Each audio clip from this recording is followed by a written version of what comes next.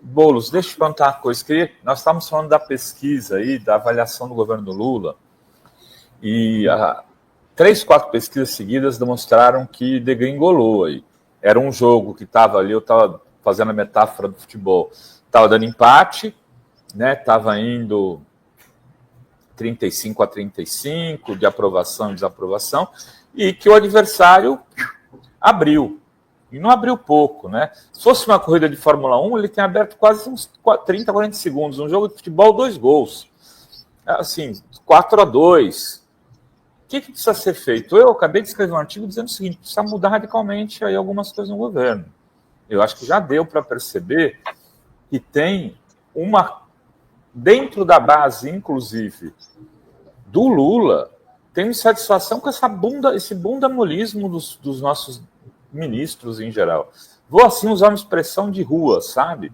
Mas nego se esconde, não só ministro. Citei o exemplo agora aqui do presidente da Conab, Edgar Preto, se esconde num momento desse. As pessoas não estão indo para o debate político, Boulos. Como é que você, como deputado, está vendo isso, se você concorda com isso? Para mim está nítido que o governo precisa de um freio de arrumação. Quer dizer, as pesquisas mostram, a gente já vinha sentindo isso, tive a oportunidade de conversar mais de uma vez com o presidente Lula no último período sobre essas questões. Eu acho que o governo precisa, em primeiro lugar, comprar mais brigas. Pega o tema do preço dos alimentos. Se a gente olhar a pesquisa segmentada de hoje da Quest, onde o Lula está caindo? Caiu de forma significativa no Nordeste, classe C e D. Na base lulista. Essa queda, mais do que com circunstâncias políticas, até porque as pessoas entendem. Eu tenho feito, nas últimas semanas, várias assembleias na periferia de São Paulo para conversar com o povo sobre a situação do país, sobre, inclusive, mobilizando o ato pelo sem anistia no dia 30 de março e tudo mais. E as pessoas entendem, as próprias pessoas do povo dizem com, assim, decisão, às vezes com uma nitidez mais clara do que gente da esquerda.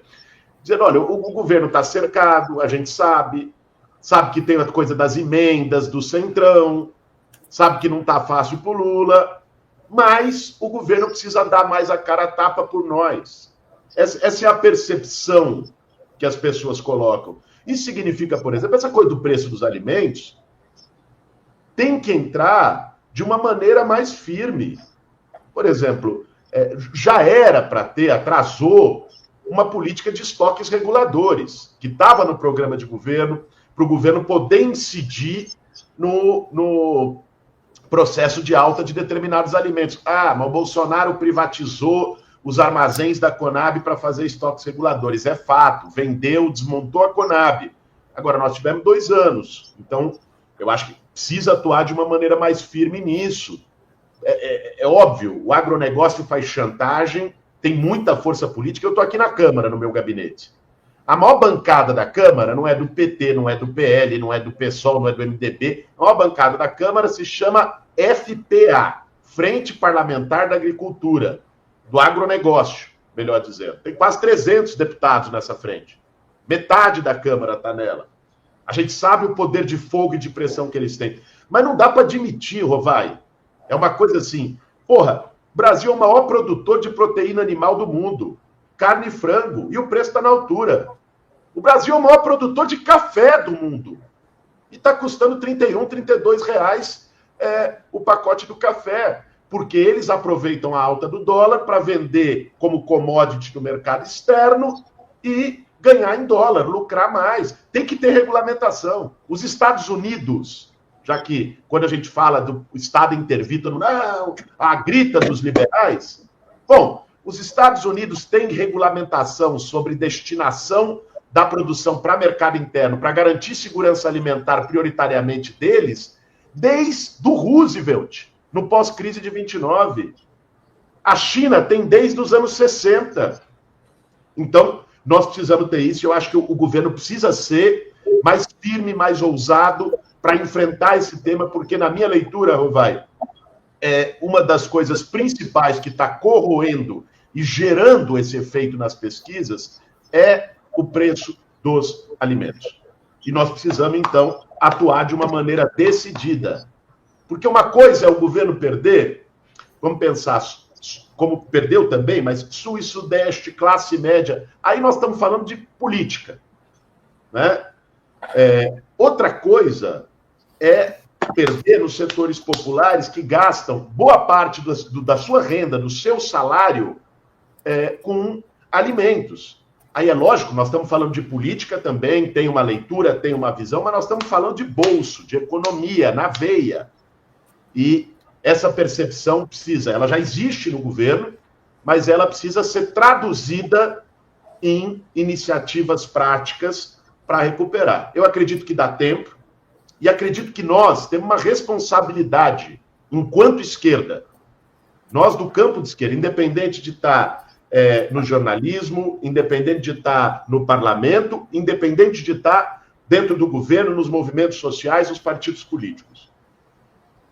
Este governo precisa dar certo. Não tem plano B. Porque às vezes a gente vê uma discussão meio, mas então tem que atacar o governo. Então, espera um pouquinho. Se o governo Lula dá errado, quem vai governar o Brasil é a extrema-direita. E volta com uma força igual o Trump nos Estados Unidos, que em um mês está fazendo o que ele não teve força para fazer em 4 anos. Porque quando alguém tenta dar um golpe, fracassa, e depois volta pelo voto popular, volta muito legitimado. Então, nós temos que ser parte da construção de uma atuação para que o governo possa recuperar essa base social, esse terreno perdido, e chegue também em 2026 com muita força e com mais satisfação, entrega e resposta para as demandas do povo brasileiro. O Boulos, eu tenho dito... Posso? Eu ia fazer uma pergunta que tem um pouco a ver com essa questão. Vai, depois eu faço, então.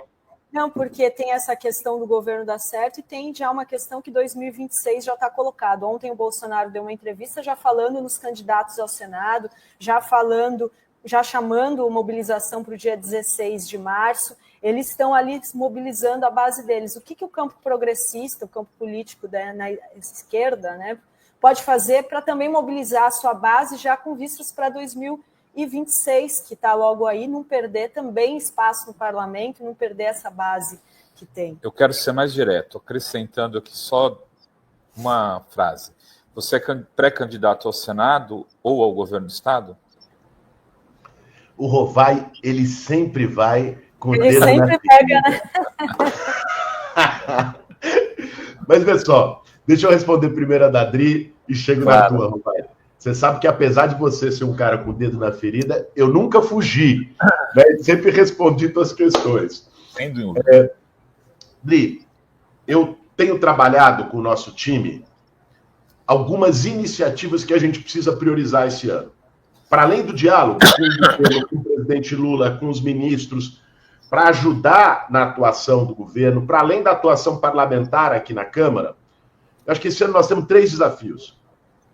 Primeiro, nós precisamos organizar melhor o ecossistema do nosso campo digital, de comunicação, porque nós estamos perdendo a batalha de narrativa.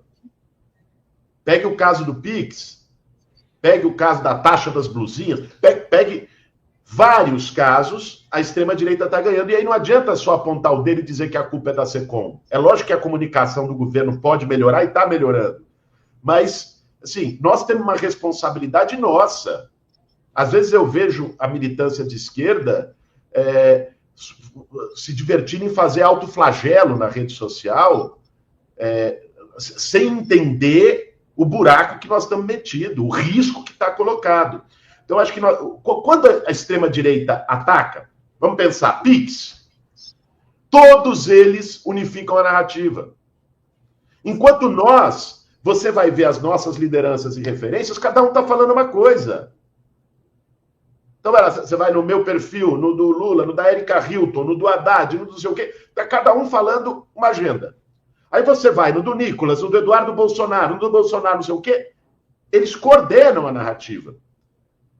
Aí alguém que está com o celular na mão, abre o feed ele percebe exatamente o que a extrema-direita está comunicando, ele não consegue sequer entender o que a gente está comunicando. Então, essa é uma disputa que a gente tem que fazer. Tá? Eu estou conversando com muitos companheiros dos movimentos sociais, dos partidos políticos, lideranças. Eu acho que tem este ecossistema do qual a Fórum faz parte, também precisa estar nessa mesa para a gente poder organizar. Para mim, esse é um desafio chave. A disputa de narrativa hoje se dá pelas redes e nós estamos perdendo. Segundo, o desafio tradicional. Eu não abro mão dele e eu não acho que a digitalização da política substituiu o pé no barro e o trabalho de base. O olho no olho tem um papel chave, ele não acabou, tá? Porque ele constrói confiança, ele constrói relações de maneira mais sólida e permanente do que uma intervenção de rede. Mas eles são complementares. Eu tenho dito que o nosso desafio é pé no barro e celular na mão. Né? É fazer a disputa digital e, ao mesmo tempo, estar nas periferias. E estar dialogando com a nossa militância. Então, eu organizei, junto com o nosso time aqui, estou indo 3 vezes por semana para vários bairros, fazer assembleias com o povo, conversar sobre a situação, mobilizar a militância. Devo iniciar agora, em fim de março, um giro para 20 estados do Brasil para poder dialogar com a nossa militância. Eu acho que a nossa militância muitas vezes está sem ânimo, sem tesão, sem discurso, e nós precisamos incidir nisso. Para mim, isso é um desafio. Criar um mutirão nacional de trabalho de base. Tenho conversado muito com o Frei Beto, que é uma figura que tem esse know-how desde lá de trás. Mas a teologia da libertação, o mundo não é mais aquele, da SEBS e tal. Espera um pouquinho. O que as igrejas neopentecostais fazem hoje, e elas são a principal máquina organizativa das periferias no Brasil, o que elas fazem hoje é muito parecido com o que as SEBs faziam no território. Lógico, não estou falando aqui do discurso, da teologia da prosperidade, estou falando de acolher, criar redes de solidariedade, oferecer serviços e organizar o território. Isso explica o sucesso deles. Nós temos que olhar. E por último, Dri, nós temos também que testar a recuperação de rua.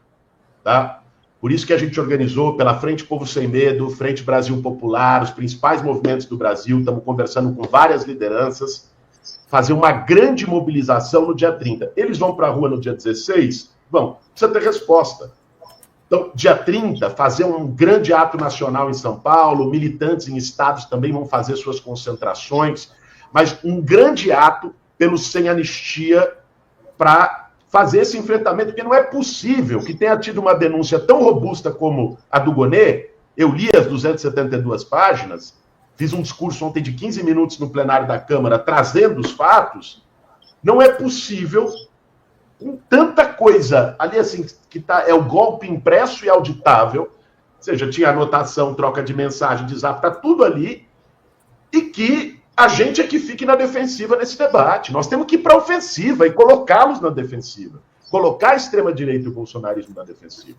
Eu acho que esse é um ponto importante. E a tua questão, Rovai, de verdade, eu ainda não tomei decisão sobre que papel eu vou cumprir nas eleições de 2026. Tá? Logicamente, existe aí um campo de possibilidades. A única coisa que eu... para mim, está firme e concreto que meu candidato à presidência é Luiz Inácio Lula da Silva, que é quem tem condições de derrotar a extrema-direita. Isso para mim, é certo, porque por mais que o governo esteja fragilizado neste momento, com o Lula vai ser uma batalha dura, como foi em 22. Sem o Lula, é praticamente impossível ganhar as eleições de 26. Porque é o Lula que permite a gente avançar para além da base de esquerda, pela capilaridade popular que tem, e nos dá maiorias para ganhar a eleição. Então, isso eu estou decidido. Logicamente, existe no meu partido companheiros que insistem muito para que eu vá para a reeleição para deputado federal, porque tem o tema da cláusula de barreira, tem uma série de questões que impactam. Eu tive 1 milhão de votos há 2 anos e pouco, isso é importante para que o pessoal consiga ultrapassar a cláusula de barreira. Existem essas possibilidades. Você apontou, para mim o jogo está aberto. Minha prioridade eleitoral neste momento é trabalhar para derrotar a extrema-direita e reeleger o Lula em 26, o que passa por trabalhar ativamente para ajudar o governo a melhorar, a se recuperar e a fazer o freio de arrumação que precisa fazer já, para poder dar tempo.